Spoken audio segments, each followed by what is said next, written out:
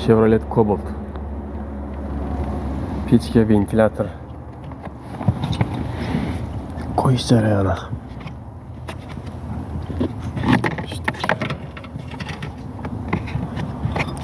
Zavodskoy kesilmasdan qo'yilishi. Mana torpedga yechiladi. Ventilyator ustidagi bachok olib tashlanadi. Mana olingani grez bo'lib ketgan o'sha. Mashina 2020-yil. Mashinasi ochiladi ekan. 5 ta vintika bor. 5,5 размердagi.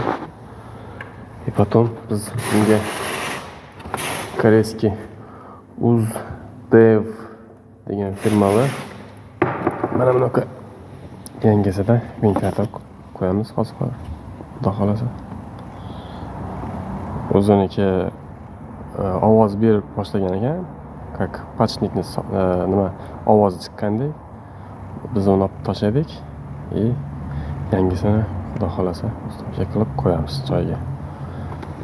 O'zidan ham qo'yish mumkin edi, lekin pastki tomonini kesib, bir nimalar qilib, ustalar qo'yamiz deb aytishgan. Lekin egasi unga rozi bo'lmagani uchun mana shunday qilib, torpedcha ochilib, zavodga qilib, kesilmasdan ustiga qilish joyini ko'rsatib o'tdim. Hozir qo'ygandan keyin yana bir olamiz. Mana joyiga ham qo'ydik. O'zidek ovoz chiqarmay ishlayapti. Xudo xolasa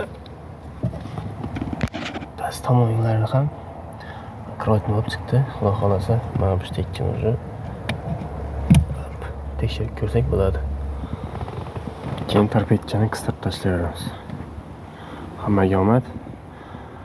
Kimga kerakli bo'lmasa, xursandmiz. Ishlarimiz sog' bo'ling, omon bo'ling.